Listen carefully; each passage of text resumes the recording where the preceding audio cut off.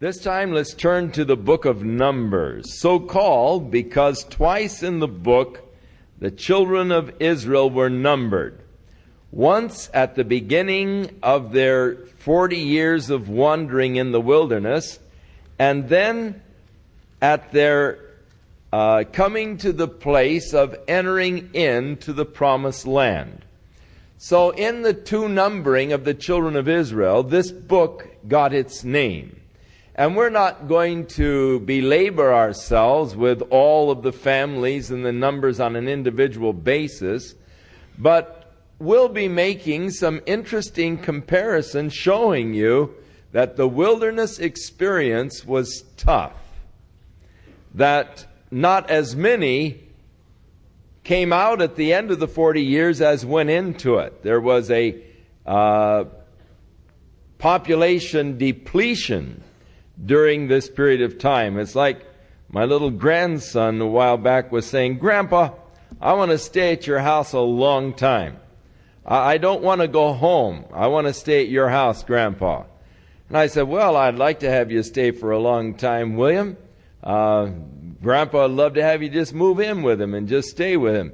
And he said, "Great, Grandpa, because I'd like to do that because I don't want to go home." And I said, "But why don't you want to go home?" He said, "It's tough living at home, Grandpa." And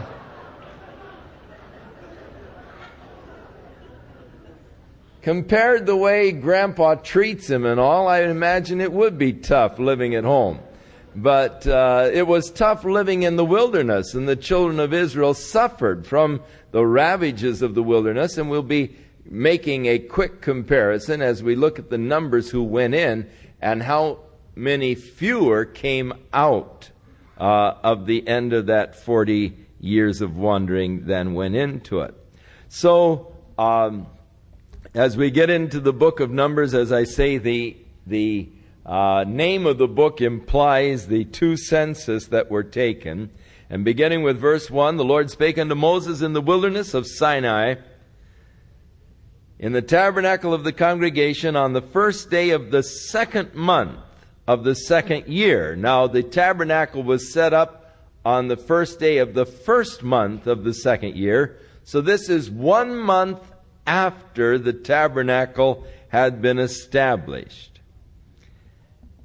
"And the Lord told him to take the sum of all of the congregation of the children of Israel and their families, and they were to number the men who were above 20 years of age, those that would be able to go to battle in case of warfare." So not the children or not the women were counted in this census, but only those men who were above the age of 20. Now, of the various tribes, there were chief men in each of these tribes. And in verse 17, "And Moses and Aaron took these men which were expressed by their names, and assembled all the congregation together." So these names of these men are expressive of the men. Notice, which are expressed by their names. Now, all of the names actually had meanings in those days. They say that names today have meanings. You want to, you find out that your wife is pregnant and you want to name the child, and so you go to a dictionary or something and you start looking at all the names and look at the meaning of the names. And there are some names, though they have beautiful meanings, for certain reasons have never been used for children to any great extent. I think of the name Lucifer. Son of the Morning really is a beautiful name. And yet it isn't a desirable name because of someone else who has already borne that name. But with these men, their names were expressions. They were expressed by their names. So let's take a look at the names of these men. In verse 5, Eliezer is the first one, and Eliezer means, "My God is a rock." In verse 6, Shalumiel, his name means at peace with God. In verse 7, Nahshon means a diviner. In verse 8, Nathaniel means the gift of God. In verse 9, Eliab means my God is Father. In verse 10, Elishama means my God has heard. And then also in verse 10, Gamaliel means my God is a rewarder. And in verse 11, Abidan means my father is judge. In verse 12, Ahiezer means brother of help. In verse 13, Pagiel means event of God. Verse 14, Eliasaph means God addeth. And then the last guy, Ahired, doesn't have too good a name. It is brother, his brother is evil. So he probably had an older brother that wasn't of too good a reputation, so he picked up the name, his brother is evil. So these are the 12 men who were to be more or less the captains or the leaders, the princes over the various tribes. And so the tribes are listed with their names, and you can go back and look over, if you are so inclined, the tribe that each of these men represented and were princes over these particular tribes. So now we begin the numbering of the tribes. And of the tribe of Reuben, in verse 21, of these adult males over 20 years of age, there were 46,500. In the second numbering, after the end of the 40 years, there were only 43,730.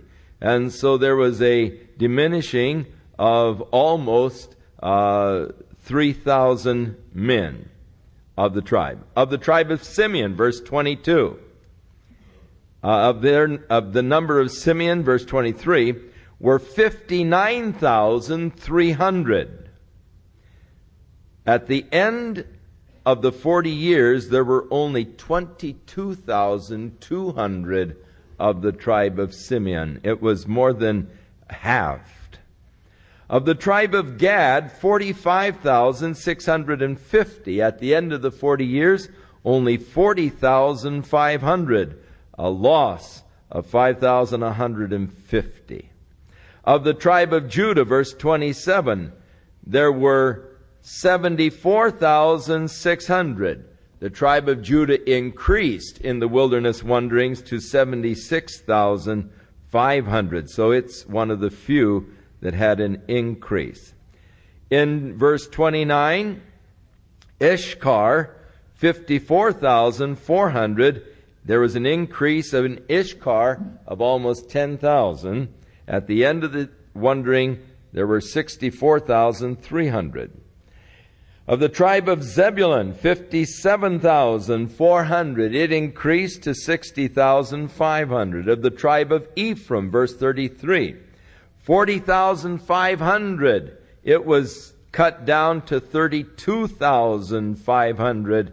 And so a loss of 8,000 in the tribe of Ephraim. Of the tribe of Manasseh, 32,200. And it increased to 52,700. Of the tribe of Benjamin, 35,400, which increased to 45,600. Verse 39, of the tribe of Dan, there were 62,700. They increased to 64,400. Of the tribe of Asher, 41,500, increased to 53,400. And so the total number of the men that they numbered, verse 46, were 603,550. 50. And so those are the men above 20 years of age, those that were able to bear a spear and to go into war, who entered in to the 40 years of wandering in the wilderness, and that whole generation died. Only 2 of those men were left to go into the promised land. The 2 were Joshua and Caleb, of which we will get next week, the faithful spies bringing the good report. Now the Levites and the tribe of the Levites were not numbered because they were not to go to battle. They were to not be counted with the number of the men of Israel, but they were to be appointed over the tabernacle to take care of the tabernacle and the vessels, and they shall bear the tabernacle and the vessels, and shall minister unto it, and shall encamp around about the tabernacle. And when the tabernacle goes forward, the Levites shall take it down. When it is to be pitched, they are to set it up. The tribe of Levi had as its responsibility the taking care of the tabernacle, the moving of it, the setting up of it, and of course, through Aaron and the priest, the services within the tabernacle. Now as we get into chapter 2, we find God arranges the camp of Israel around the tabernacle. Verse 2, every man of the children of Israel shall pitch by his own standard with the sign of their father's house, or the ensign of their father's house, far off about the tabernacle of the congregation shall they pitch. So it is interesting as we get a picture in our minds of the great company of people that were moving through the wilderness. I don't know if there is any migration in history that actually parallels this particular migration as far as the length of time in which the migration took place and the number of people that were migrating. But to get the picture of the camp of Israel, first of all, the center of the entire camp was the tabernacle, the place of meeting. And the cloud rested on the tabernacle during the day, and the pillar of fire rested on the tabernacle at night. It is very significant that the tabernacle sat right in the center of the camp of Israel, because God was desiring to be at the center of the nation, the center of the hearts of these people, so that every man in Israel, when he would get up in the morning and walk out of the tent door looking to the center of the camp, he would see the cloud there resting upon the tabernacle, and he was reminded of the centrality of God among these people. Oh, how important it is that God is the centrality of a nation. When a nation is centered around God, that nation is destined for greatness. As long as there is that consciousness of God at the center of a people, there is always that potential for greatness. It is when people lose the centrality of the concepts of God, and God is no longer the center of their life, God no longer is the center of the national life, then that nation is in decline. It is tragic indeed that where once God was the center of our nation, and our nation was really founded upon God, and our founding fathers sought to bring to the people a consciousness and awareness of God and the need of God in our national life. Printing on our coins, "In God we trust," which has today become almost a hypocrisy. because we've come to trust in the coins, in the money, rather than in God.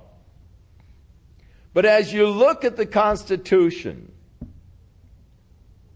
and as you look at the Bill of Rights, and as you listen to the words of the songs, the national anthem and all, we see how that they put God into the whole warp and woof of the national life of America. And as long as we had that centrality of God, our nation became strong. In the first public schools in the United States, the Bible was the textbook.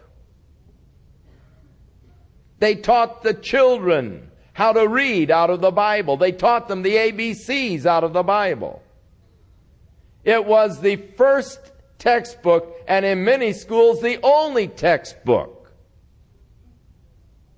And now our courts have ruled that it is illegal to use the Bible in public schools except it be taught in a class of literature, and any expressed faith or belief is illegal. How tragic.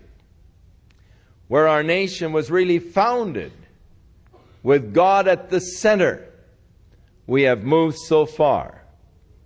And it is no wonder that we see the national decline that we see today in proportion to our endeavor to put God out of the national life of America.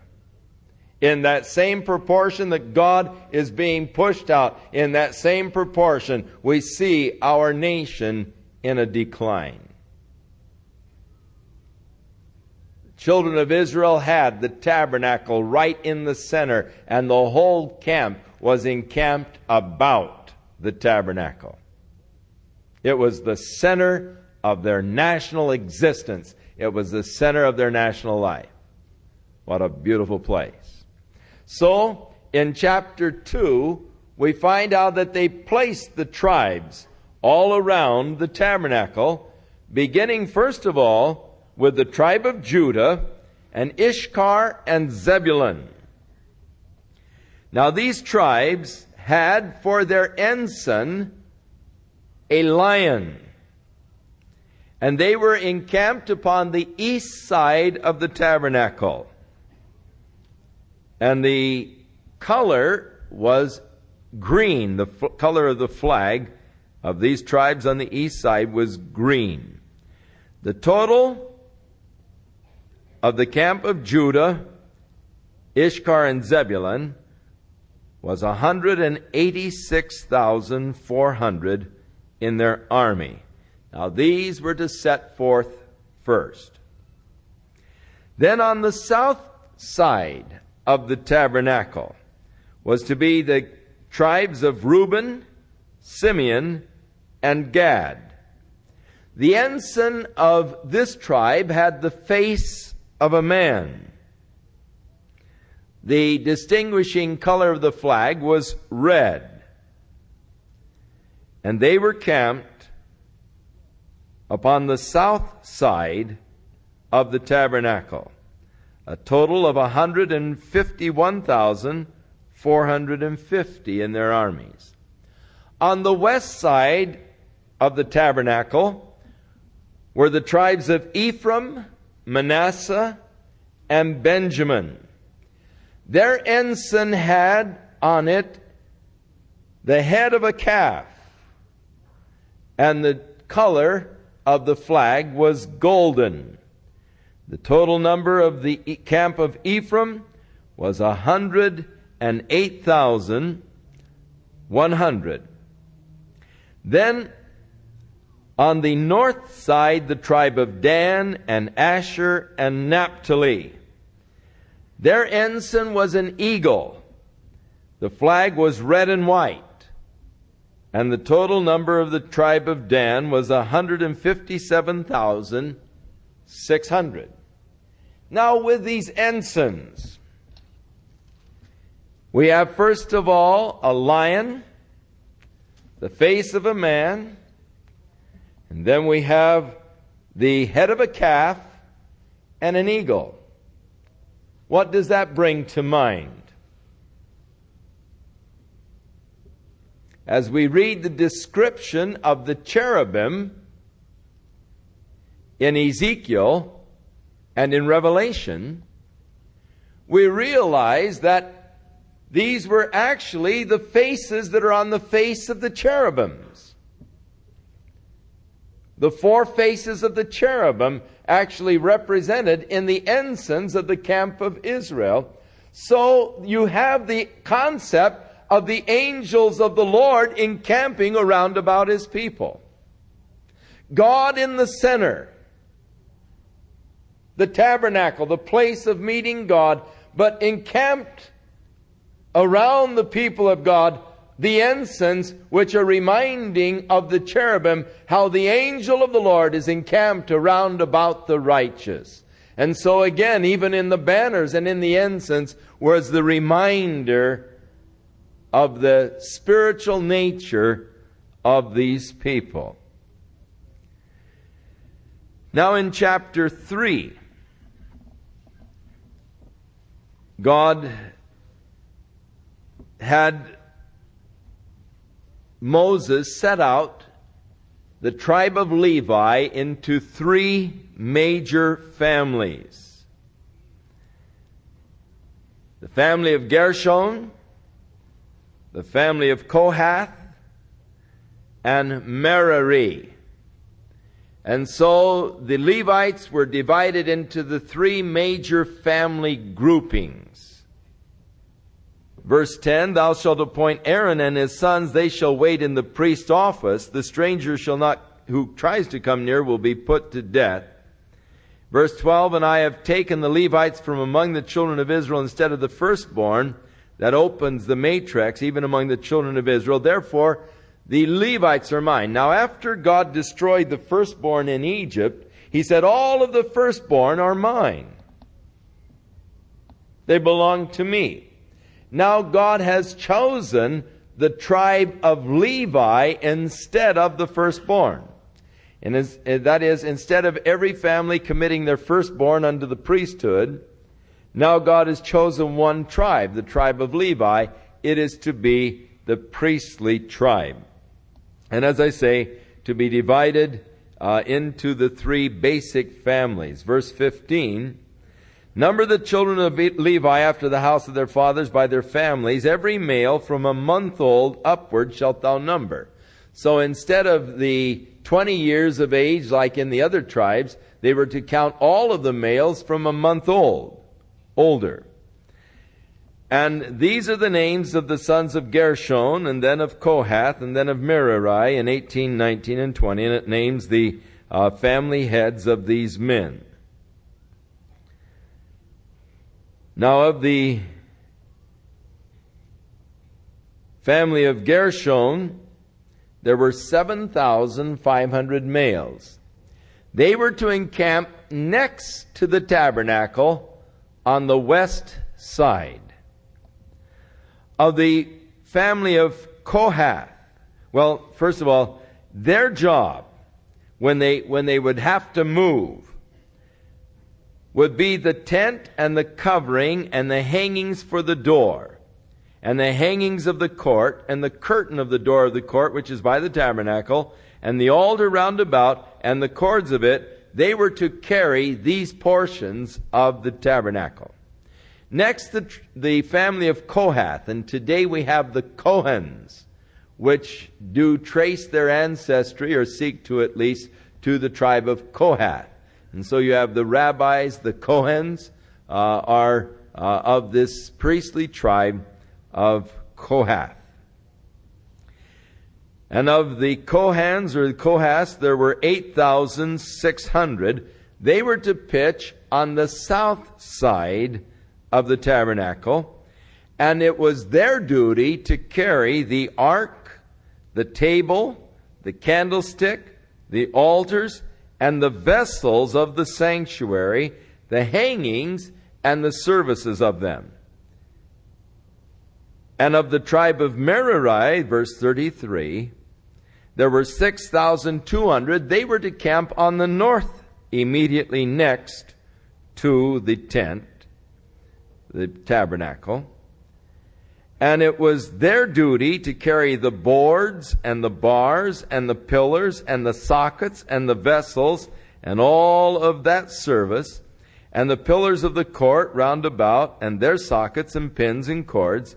But those that encamp before the tabernacle toward the east, even before the tabernacle of the congregation, shall be Moses and Aaron and his sons. So, we get now another view of the camp of Israel. For immediately to the west of the tabernacle, camping next to it, were the tribe of Levi, but the family of Gershon. And then immediately to the south was the family of Kohan. To the north was the family of Merari. And then right in front of the entrance to the east side was Moses and Aaron and his sons.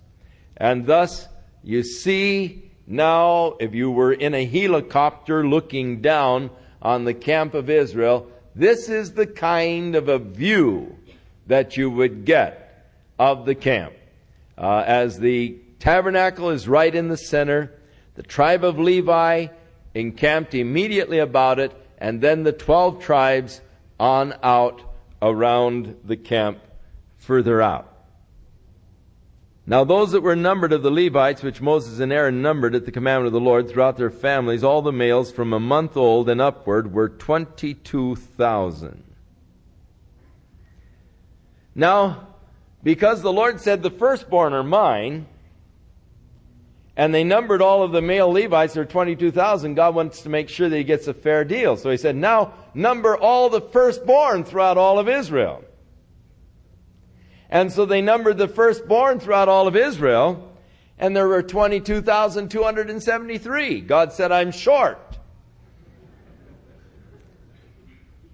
Because there were only 22,000, so he's short 273. So he said, you're going to have to buy the 273. So charge 5 shekels of silver for the 273 and give it to Aaron, because I'm short that many. I should have, if he took all the firstborn, 22,273. Only 22,000 of the Levites, so you owe me 273. So charged at the rate of 5 shekels of silver, they brought the silver and redeemed those 273 from the Lord and gave the money to Aaron. Now in chapter 4, we find that from the tribe of Kohath,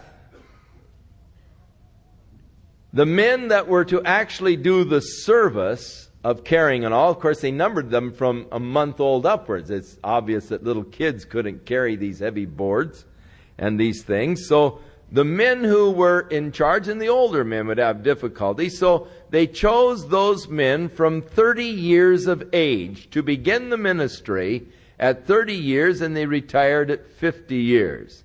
And so the time of service was from 30 to 50.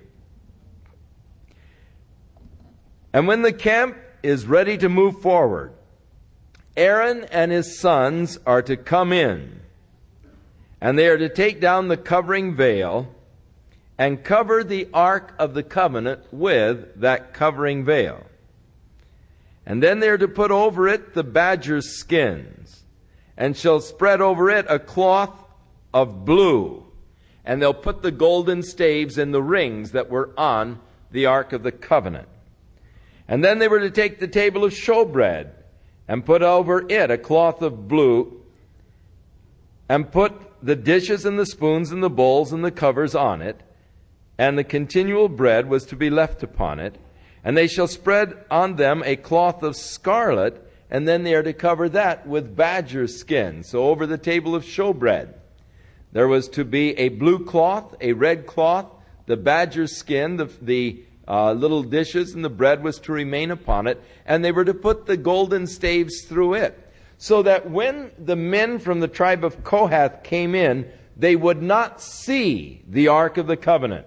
They would not see the table of showbread. They would not see the lamps. lest if they see them, they die. Aaron and his sons were to cover all these things, wrap them up, get them ready to carry, and then these fellows would come in and just pick up the sticks and would carry them as porters with these staves and not even touch the instruments themselves, but carry them between the sticks. They weren't even to touch the Ark of the Covenant, though it was covered and all with these skins, nor were they to look upon it. And they shall take a cloth of blue and cover the candlestick, the light, and the lamps, and the tongs, and the snuff dishes, and all the oil vessels. And they shall put all of the vessels thereof within a covering of badger skin, and put it on a bar. And the golden altar they shall spread over it a cloth of blue, and cover it with badger skins, and put in the staves. And all of the instruments of ministry wherewith they minister in the sanctuary, put them in a cloth of blue, cover them with covering for badger skins, and shall put them on a bar, and shall take away the ashes of the altar, and so forth. And Kohath shall bear it, but they shall not touch any holy thing, lest they die. Verse 15, the latter portion. The things are the burden of the sons of Kohath, the tabernacle of the congregation. So, when they got up in the morning and the cloud had lifted and was moving, Aaron's sons would have to hustle in. And they'd start taking the veil apart. And with the veil, they'd cover the Ark of the Covenant. And then they'd put over it the cloth of blue and then the badger skins. And they'd wrap up all of these instruments that were there within the tabernacle, put the golden staves through, and then the sons of Kohath would come in, take the staves, and begin to carry them. That was the duty of the sons of Kohath. Whenever the call came to move. Now in verse 16, Eleazar, who was the son of Aaron, the priest, concerning the oil for the light, and the sweet incense, and the daily meal offering, and the anointing oil, and the oversight of the tabernacle, and all that is in it, in the sanctuary, and the vessels of it. And the Lord spake to Moses and Aaron, saying, Cut ye not off the tribe of the families of the Kohathites from among the Levites, but thus do unto them, that they may live and not die when they approach the most holy things. Aaron and his sons shall go in and appoint them every one to his service and to his burden, but they shall not go in to see when the holy things are covered, lest they die. So they were not to look upon them, but Eleazar was to take them in and say, okay, you get on that, and Eleazar was to direct them to pick up the staves and how to do it, so that those men who were carrying the Ark of the Covenant would not die. Now, we have a interesting case later on in history when the Ark of the Covenant had been taken by the Philistines. And of course it created a problem in every city where the Philistines took it. The men were breaking out with boils and horrible things and all wherever they'd take the Ark of the Covenant. So when they started to bring it to another city, the men met them at the gate and said, no way you bringing that thing in here. What do you got against us? And so they decided that they would send it back to the children of Israel. Now they thought, well, maybe it's just coincidence. So we'll put it on a cart and we'll let these oxen go and we'll see what direction they go. If they just roam around, we know the whole thing is coincidence. But if they head back for Israel, then we'll realize that that's what our problem is, that we've got this spiritual thing here and we don't know how to handle it. So they put the ark on this cart, and they put these oxen to it, and the oxen headed right towards the camp of Israel, just lowing all the way, just going moo, as they're going along, carrying the ark back towards Israel. And of course, when the Israelites saw the ark covenant coming, there was a great rejoicing. And so David was extremely happy. He bringing the ark back to Israel. And so they were having this great ceremony, and they were out there rejoicing and bringing the ark. And they went over a bump, and the ark started to fall. And one of the fellows reached forth his hands to steady the ark, and in touching it, he was smitten dead. Now this upset David. Wow! all of this happiness and rejoicing, all of a sudden it's very somber. And David said, turn that thing in. And he went on home. He said, I don't want anything to do with that. And he was really sort of angry with God for breaking up this happy celebration. But God then dealt with David and told him, look, there's the right way to do the right thing. And you can be doing the right thing in a wrong way. And David was doing the right thing in a wrong way. And so, rather than on an ox cart like they had it, they were to carry it. And so, after a time, David went out, brought the priests, they did sacrifices before the Lord, they had the staves, they carried the thing in the way it should have been done, and it was brought back and placed again there in the tabernacle in Jerusalem at the time of David. And so, God was serious when He said, hey, don't let these guys look on it, and don't let them touch it, lest they die. And so it was a protection for those of the tribe of Kohath that had to handle these holy things, that Aaron's sons do it upright, so that it would protect the lives of these men who would be bearing these sacred instruments that have been created for the worship of God.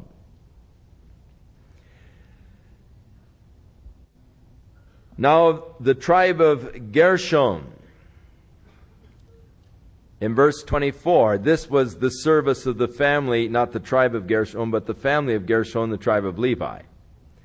They shall bear the curtains of the tabernacle, and of the tabernacle of the congregation, the coverings of the badger skins that are above it, the hangings of the door of the tabernacle, and the hangings of the court, and the hangings of the door of the gate of the court, which is by the tabernacle, and the altar that is round about it with the cords, and the instruments of the service, and all that is made for them, so shall they serve. And at the appointment of Aaron and his sons shall be all the service of the sons of the Gershonites, in all their burdens, and in all their service, and ye shall appoint unto them the charge of their burdens, and this is the service of the family of the sons of Gershon. And so all of these curtains, and you remember there were actually 4 curtains over the top of the tabernacle, and the hangings over the door, and this curtain that went all the way around the tabernacle, these were to be carried by the family of Gershon. And then finally, the sons of Merari, thou shalt number them from 30 years old, and it is their charge to carry the boards of the tabernacle, and the bars thereof, the pillars and the sockets, and the pillars of the court round about, and their sockets, their pins, and the silver sockets that they went into and all. And this was to be the burden of Merari. So, actually, this whole thing was quite portable. These guys could move in, collapse the whole thing, and carry it off, and then they could set the thing up again. When they came to the place where the cloud was resting, they would go ahead and set up the tabernacle where the cloud rested. And when the cloud moved, they moved. When the cloud set, they set. And so the family of Levi, or the tribe of Levi, by these families, each one had their own duty in the carrying of the tabernacle. And the number of the men that were involved in this task was 8,580. So they had a pretty good crew working on the setting up of the tabernacle and the taking down of it and carrying it and so forth, whatever the case may be. Now in chapter 5, they are told to cleanse the camp by putting out every leper and those that have any kind of a issue from their body, and those who have been defiled by touching a dead body. And God didn't want any type of defilement in the camp where He dwells. So the children of Israel did so. They put out of the camp those that were leprous, those that had any running type of sores. and those who had been defiled by touching dead bodies. And the Lord spake unto Moses, verse 5, saying, Speak unto the children of Israel, when a man or a woman shall commit a sin that men commit, to trespass against the Lord, the person is guilty. They shall confess their sin which they have done, and then they shall recompense in their trespass and offer, actually, before the Lord, the ram of the atonement, whereby an atonement shall be made for him, and an offering of all the holy things of the children of Israel. And every man's hallowed thing shall be his, whatsoever man hath given the priest, it shall be his. And so then we have this law of jealous husbands. Now, if a woman has had an affair and her husband doesn't know it, and she doesn't get pregnant, hasn't been found out, but if a spirit of jealousy would suddenly come on a husband, and he'd wonder whether or not his wife was really being faithful to him, then he was to bring his wife before the priest.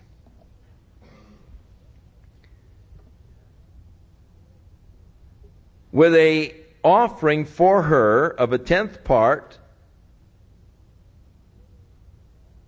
of an ephah of barley, which would be, a 10th part would be about a couple quarts.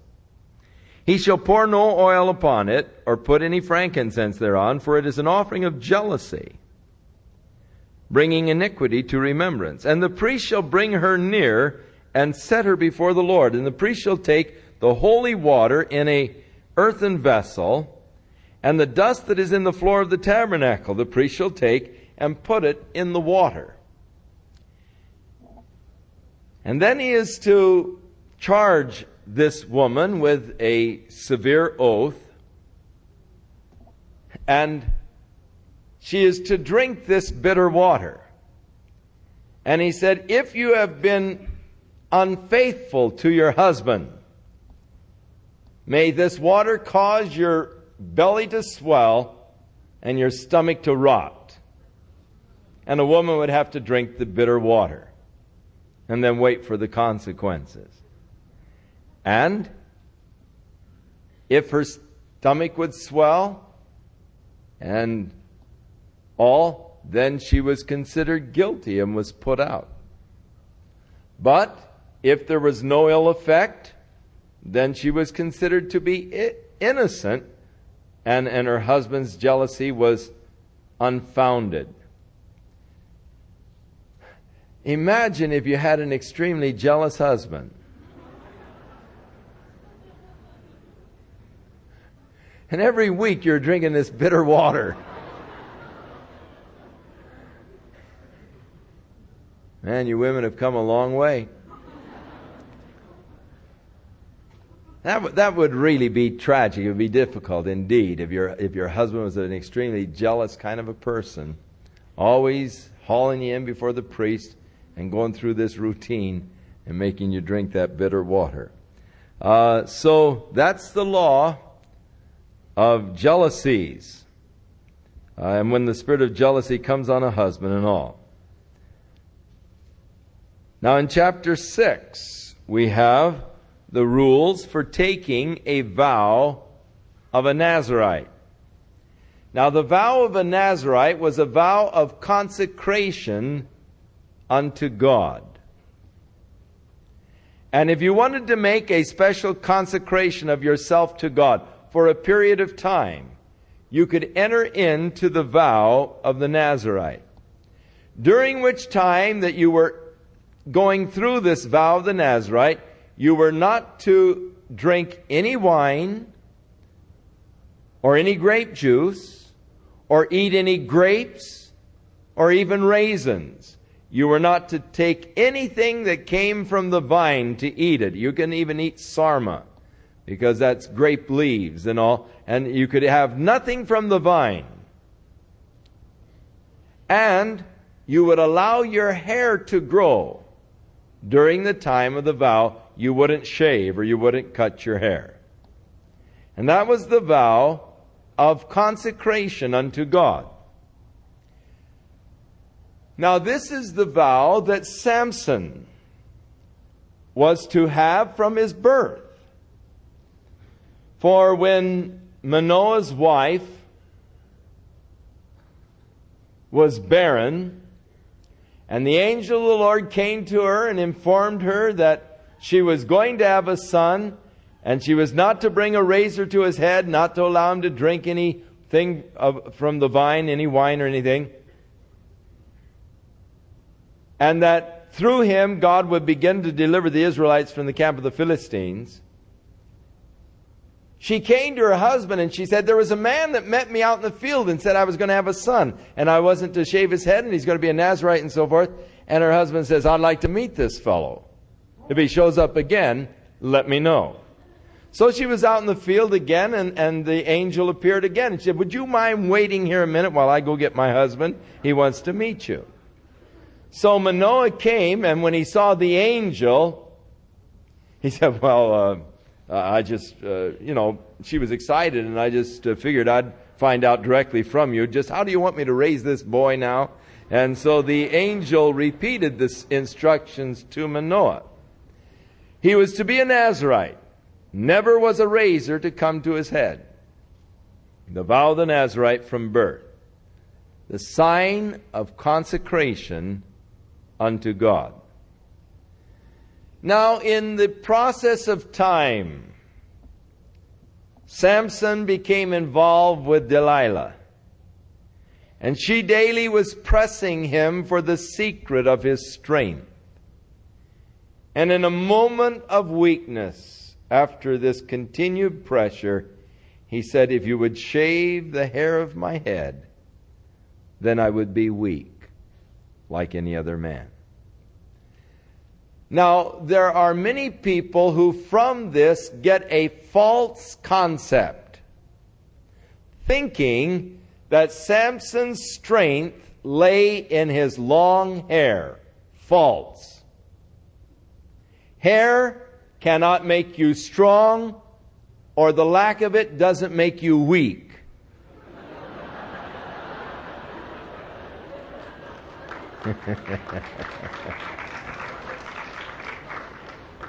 His strength lay in his consecration to God. And the absence of his hair was the sign of the broken commitment to God. Any man who will consecrate his life to God has a source of strength and power. But a broken vow, a broken covenant, and you become weak as any other man. And that was Samson's own testimony. If they cut my hair, I will be weak as other men.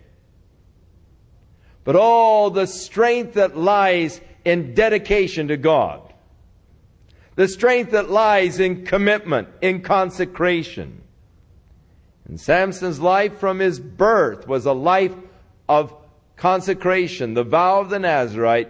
But when that consecration was broken, the shaving of the head, the symbol of the broken consecration, then the weakness that was there. And so this is the vow of the Nazirite. Now, Jesus was known as a Nazarene.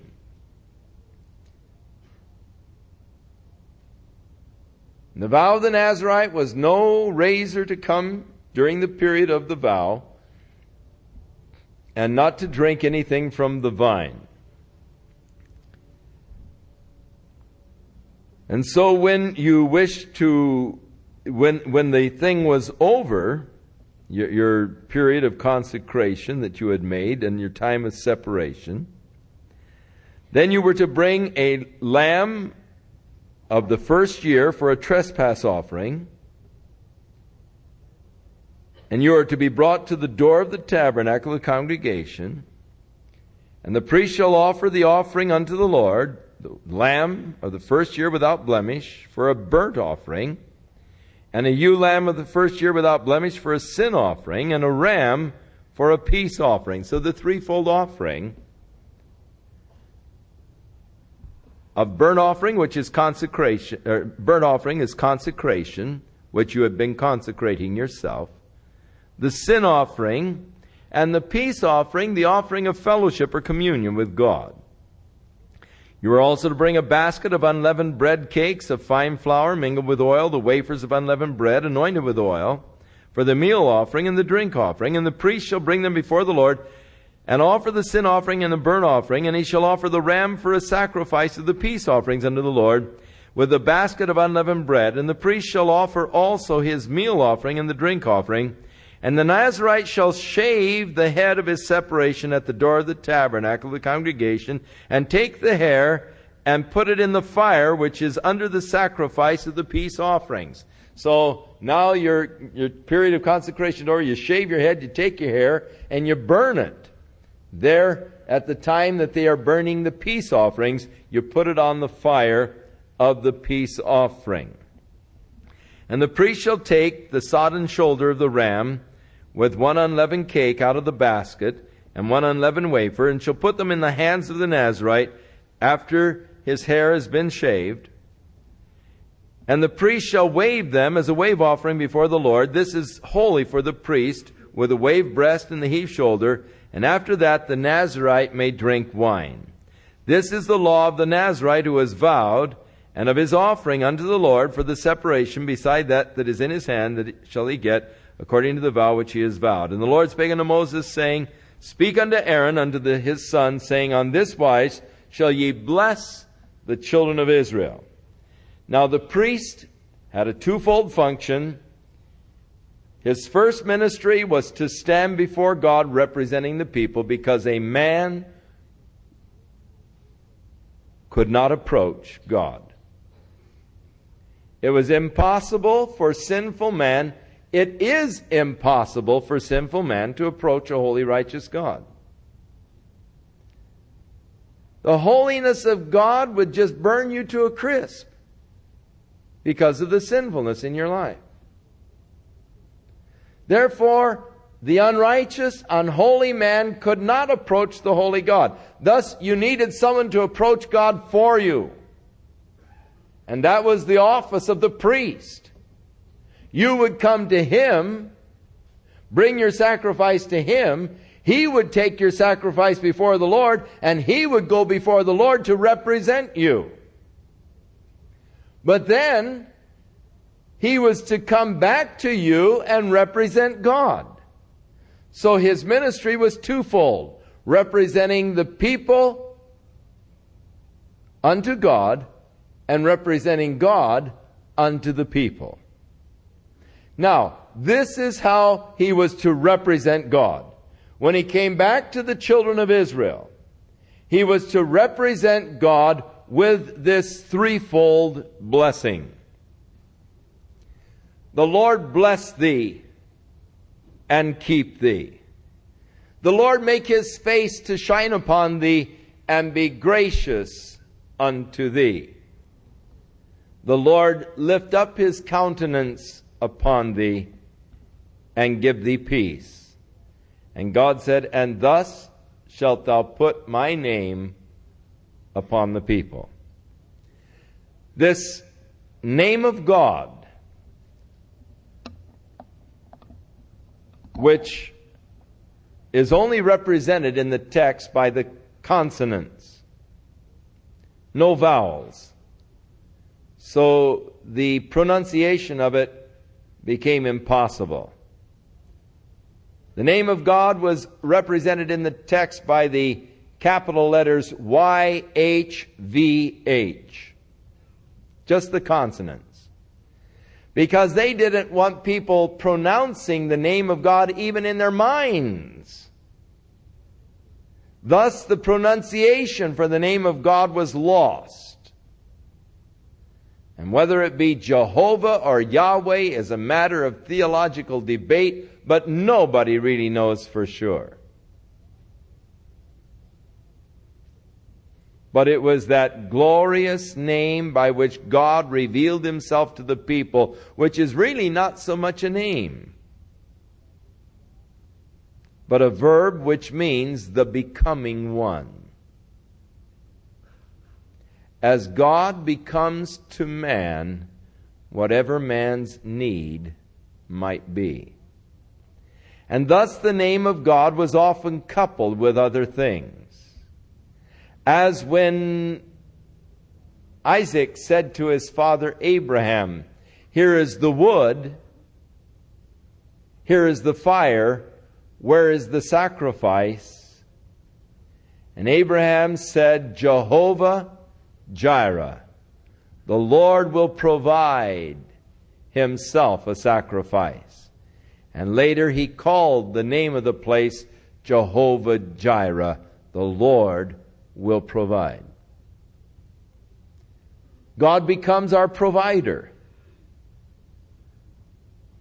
Later on, when the children of Israel were battling against the Amalekites,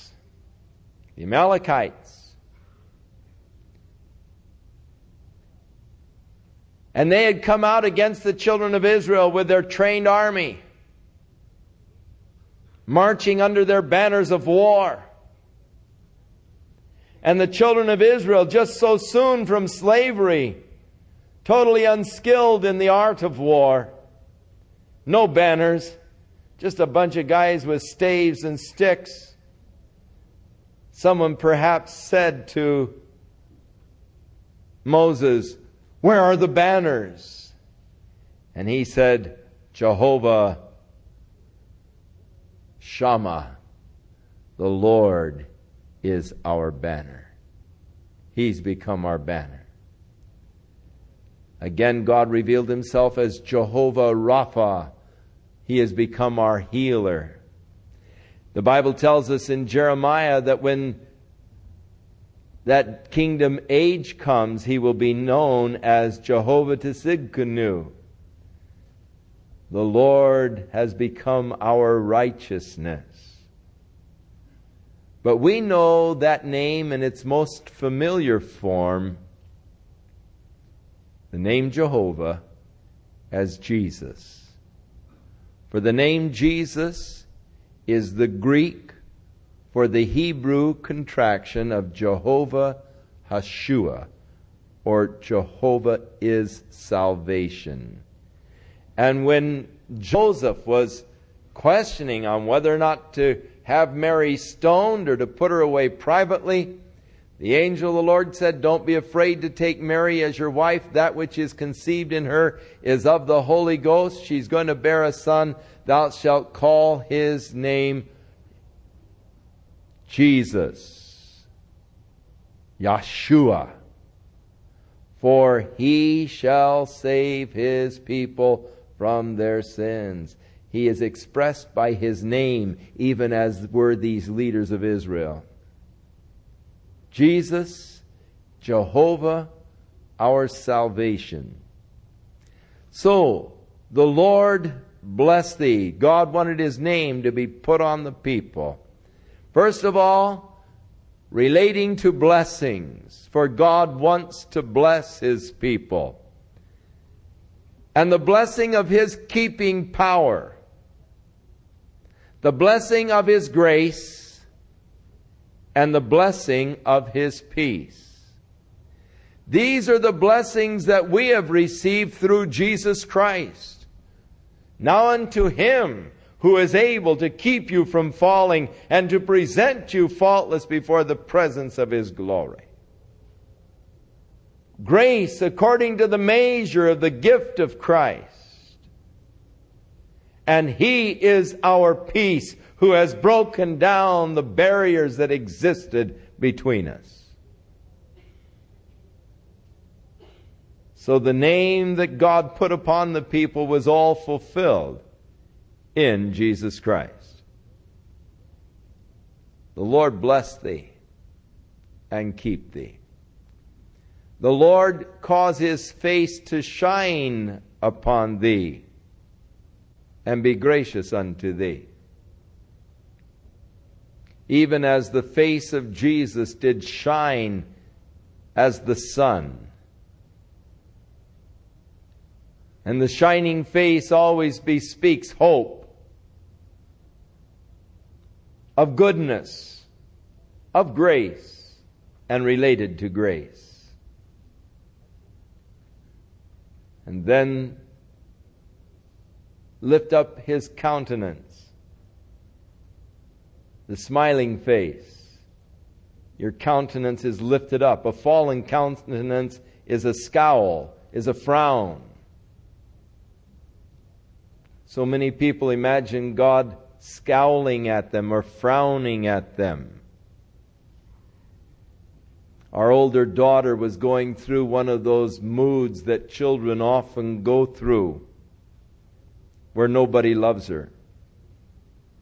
And she was just a couple of years old, and she had to be corrected, and when she was corrected, nobody loves her. Everybody hates her. Nobody loves her. And I said, "Now, Jan, you know better than that. We love you." "Oh, no, you don't." "Well, Jesus loves you." "No, He doesn't." I said, "What do you mean?" She said, "I just looked up at that cloud and He put His head out from behind it and stuck His tongue out at me."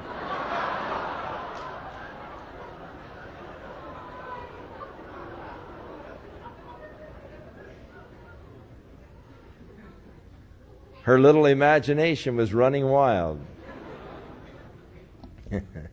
Just like my grandson. The other day they were coming home from Central California and they came through a tremendous electrical storm. Lightning all over the place. And he was just sitting there in the back seat, just enjoying it thoroughly. And as they were driving down the road, he went to sleep. And when he woke up, he said, "I had a dream that Jesus was up in heaven pulling switches, and every time He'd pull a switch, the lightning would flash, you know." And he said there was this little rabbit hopping along the road, and Jesus pulled a switch, and the lightning electrocuted him.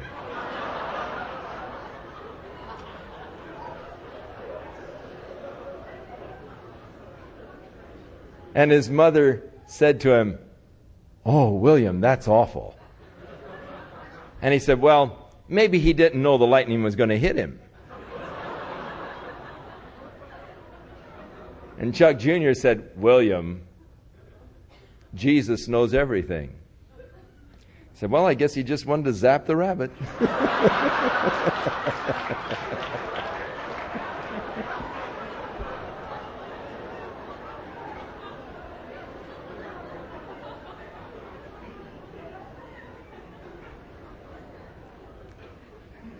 But it's amazing what our imaginations can do. They can run wild. And so often we imagine God scowling at us. God is angry with me. God is frowning at me. But God said, "This is how I want you to put my name on the people. Tell them, the Lord lift up His countenance upon thee and give thee peace."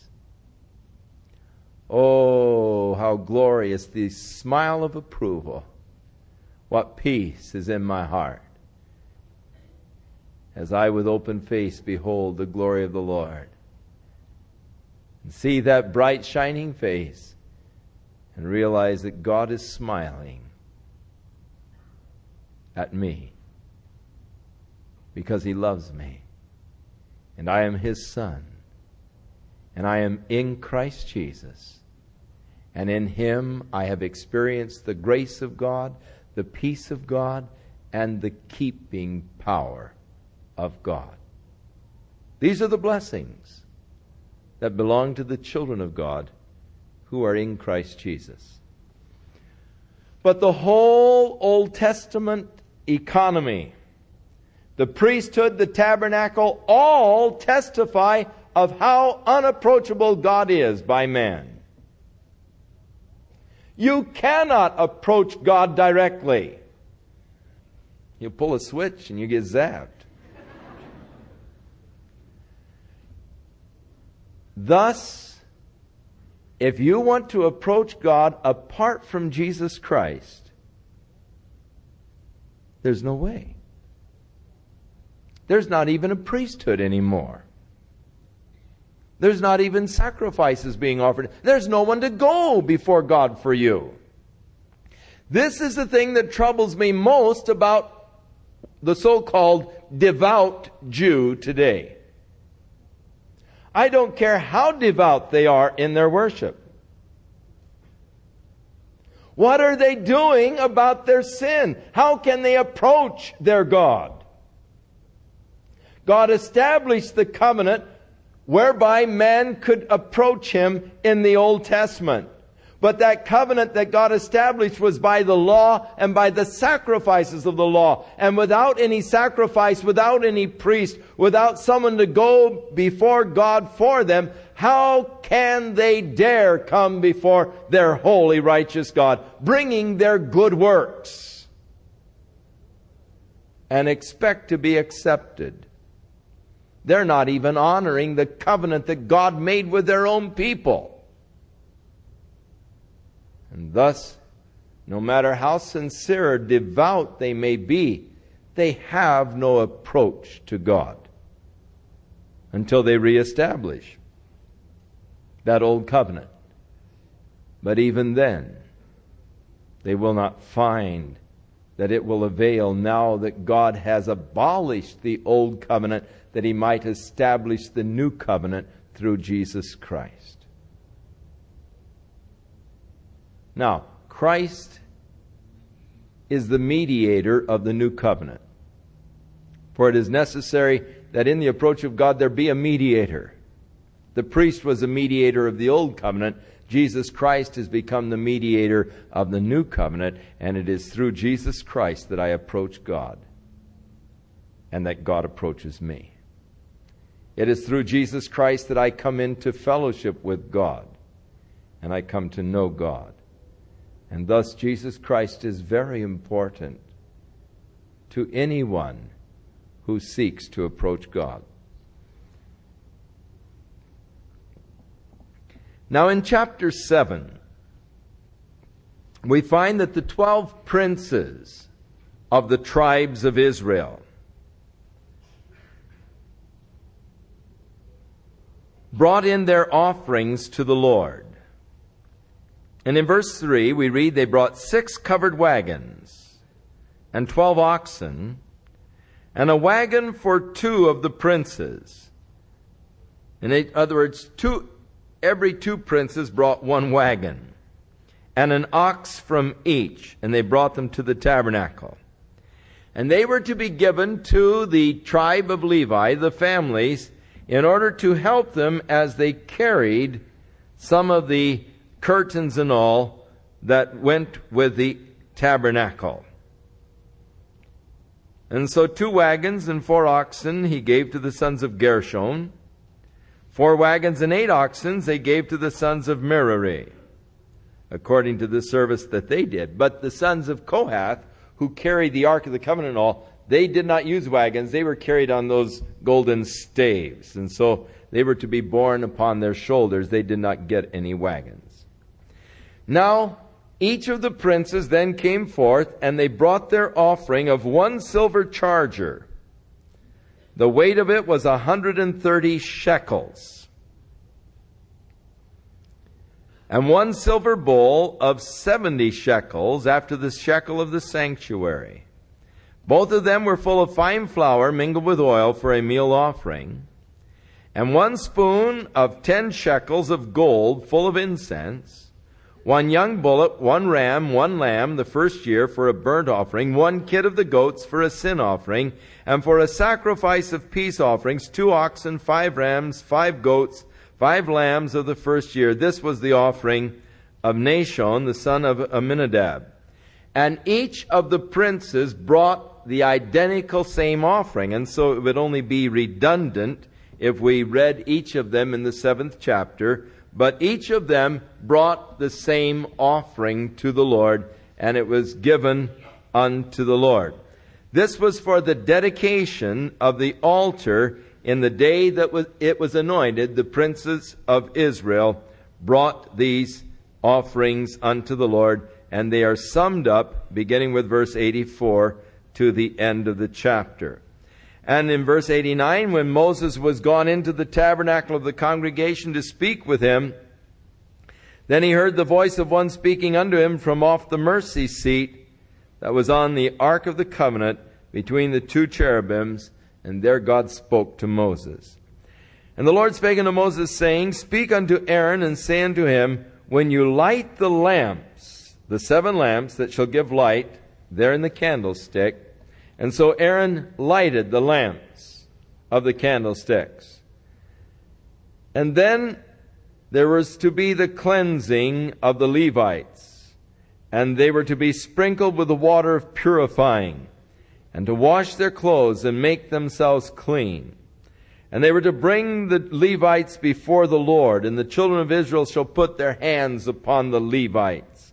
And Aaron shall offer the Levites before the Lord for an offering of the children of Israel, that they may execute the service of the Lord. So this is sort of almost an ordaining for the ministry. Like in the New Testament, they would lay hands upon those that were going to minister. 15th chapter, is it, of Acts? 13th chapter. And the Spirit said, Separate unto me Paul and Barnabas for the ministry where I've called them. And so when they had fasted and prayed, they laid hands on them, and the Spirit sent them forth. It's sort of a ordaining kind of a process, the laying on of hands. And so the tribe of Levi was to be brought before the tabernacle, and then the congregation of Israel gathered around them and laid their hands on them. These men are to minister for us in spiritual things. And then those of the tribe of Levi shall lay their hands on the heads of the bullocks, and they were to offer one for a sin offering and one for an offering of consecration to the Lord, to make the atonement for the Levites. And thus they were to begin their ministry and service unto God for the people. Verse 24, This is that which belongs to the Levites from 25 years old and upwards, who will go in and wait on the service of the tabernacle of the congregation. But at 50 years they retire, and there's no longer a service. But they will minister with their brothers in the tabernacle of the congregation to keep the charge, but you don't have to carry any burdens after you're 50 years old. In chapter 9, the Lord, in the 2nd year, after they were come out of the land of Egypt, there were certain men who came to Moses, and they said, When you kept the Passover, we were unclean. That is, they had touched a dead body or something, and thus on the 14th day they weren't able to observe the Passover. And so they came to Moses with this problem. That day we were ceremonially unclean. We couldn't participate. What shall we do? So Moses said, Well, let's wait and inquire of the Lord. So Moses went in before the Lord and said, Lord, what shall we do about these fellows? And the Lord said that if they were ceremonially unclean and could not observe the Passover in the 14th day of the 1st month, or if they were out of the country, then they could observe it in the 14th day of the 2nd month. But if you were not ceremonially unclean, or you weren't away, then there was no excuse for not observing it the 14th day of the 1st month. And if you failed to observe it, then you were to be cut off from the camp of Israel. In other words, it was a requirement for every adult male to observe the Passover on the 14th day of the 1st month, unless there be the extraneous causes which would then give you the privilege or permission to observe it the 14th day of the 2nd month. But by all means, you were to observe it every year. And so God gave the special orders concerning those men. Now, beginning with verse 15, we read how the camp moved along. And on the day that the tabernacle was raised up, the cloud covered the tabernacle, namely the tent of the testimony. And at evening there was upon the tabernacle the appearance of fire until the morning. And so it was always. The cloud covered it by day, and there was the appearance of fire by night. And when the cloud was taken up from the tabernacle, Then after that the children of Israel journeyed.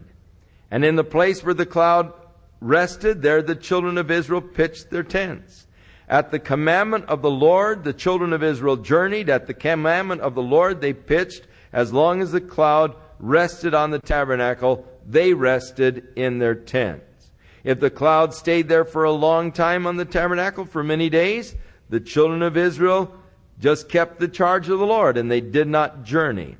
And so it was when the cloud was there for a few days, the tabernacle, according to the commandment of the Lord, they stayed in their tents. According to the commandment of the Lord, they journeyed. In other words, God was in direct control when they moved, when they stayed. They were obedient unto the Lord. God was in charge of their movements completely. Whether it was 2 days, verse 22, or a month or a year that the cloud tarried on the tabernacle, remaining thereon on the children of Israel, they stayed in their tents and they journeyed not. But when it was taken up, they journeyed. And at the commandment of the Lord, they rested. At the commandment of the Lord, they journeyed. They kept the charge of the Lord. Then in chapter 10, he was ordered to make 2 silver trumpets.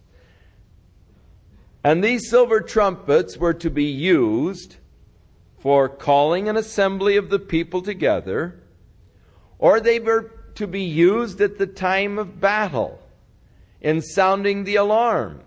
And if they sounded one alarm, then the camp that were on the east part were to go forward into battle. If they sounded 2 alarms, then also the camp on the south side was to go in to battle. And so these trumpets were to be used to help direct the people. Naturally, when you've got, over 500,000 adult males out there, plus all the women and children, and you don't have any real communication system. They don't have radios or transistors or whatever. You've got to keep the camp in order. And if you're attacked, you could be attacked over here on the east side, and people on the west side wouldn't even know what's going on. So even as in the years of warfare up until modern communication, the bugle was blown to instruct the troops for various things, and is even still practiced today in many of our army camps. When we were over in Hawaii, we were on some of the military bases there, and we'd hear the bugle blowing to call the guys to the mess at lunchtime, and we would hear the various bugles and the fellows responding to the sound of the bugles. And that was basically what it was all about. They would sound assembly, or they would sound the alarm for an attack, or the various things, and thus they had the various signals that would be blown by the trumpets. And of course, that is why we read in the return of Jesus Christ, the trump of God. The trump of God is going to sound an assembly for all of the children of God. And what a glorious, I can hardly wait to hear that trumpet blow. And I don't know what the melody will be, but I'll tell you, I'll recognize it the minute I hear it. And I'll know that it's, the Lord is calling an assembly of His children, calling us home to be with Him. And thus we are awaiting, really, God's call of assembly for the church. Now, the trumpets were also to sound at the beginning of their Sabbath days, and the holy days, the solemn days, the beginning of their months, and the blowing of the trumpets over the burnt offerings and the peace offerings and so forth, a memorial unto your God, for I am Jehovah your God. Now it came to pass on the 20th day of the 2nd month, in the 2nd year, that the cloud was taken up from off the tabernacle, and the children of Israel took their journey in the wilderness of Sinai, and the cloud rested in the wilderness of Paran. So now God is beginning now. The tabernacle is set up. The whole thing is working. So now God is beginning to move them towards the land that He has promised. So the cloud was lifted up, and it moved now from the wilderness area of Mount Sinai. And it is now moving to the promised land, or towards the promised land, and leading them into this area of Paran. And so the Levites all went in. They dismantled, of course, the tabernacle, and Aaron's sons covered everything. Now it's sort of a dress rehearsal. They've been taught what to do, and now they're doing it as the cloud begins to move, and the Kohathites move in and they take their load. The Gershonites come in, the Merarites, and we're moving. We're on the way. Excitement. God is now moving us. Now, Moses said to his father-in-law, Hobab, the son of Raguel, the Midianite, Moses' father-in-law, we're journeying to the place which the Lord said He was going to give to us. Come with us, and we will do thee good, for the Lord has spoken concerning Israel. But he said unto Moses, I'll not go, but I'll depart back to my own land and to my own family. Now, his area was there near Mount Sinai, and rather than journeying towards the promised land, he just wanted to go back to his own home and family. And Moses said, Leave us not, I pray thee, forasmuch as you have knowledge how we are to encamp in the wilderness, that you may be to us instead of eyes. In other words, this fellow was really a man of the desert. He was able to track in the desert. He was able to tell them where the water was, and he had that desert savvy, that desert knowledge. And so Moses was really desiring the guy to stick with him, because he really had all that desert savvy. And you can be as eyes for us and all. And Moses was asking the fellow to remain with him. And it shall be that if you go with us, that whatever goodness the Lord gives to us, we're going to share with you. And they departed from the mount of the Lord for 3 days' journey, and the ark of the covenant of the Lord went before them for 3 days' journey to search out a resting place for them. And the cloud of the Lord was upon them by day, and when they went out of the camp, and it came to pass, when the ark set forward, that Moses said, Rise up, Lord, and let thine enemies be scattered, and let them that hate thee flee before thee. And when it rested, he said, Return, O Lord, unto the many thousands of Israel. So that was beautiful. Whenever the cloud would rise up, he'd say, Rise up, O Lord, move on, and let your enemies flee before you. And when the cloud would settle, he'd say, All right, Lord, rest among your people, among the thousands of Israel. And so now God is beginning to move them toward the land of promise. And we've got many exciting adventures in the book of Numbers as we move ahead. I really like the book of Numbers. The first part is a little redundant in some of the numberings and all, but now we're starting to get into some pretty exciting experiences as God begins to lead them toward the land that He had promised unto their fathers. Shall we stand?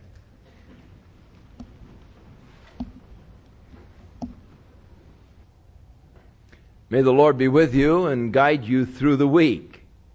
Even as He led the children of Israel, and they were obedient to the charge of the Lord, and moved when He said to move, and rested when He said to rest, so may God make us sensitive to the leading of His Holy Spirit, when we may know when to move and when to rest at the commandment of the Lord. And thus may we walk in fellowship with Him. And may the Lord bless thee and keep thee. May the Lord cause His face to shine upon thee and be gracious unto thee. May the Lord lift up His countenance upon thee and give thee peace. In Jesus' name.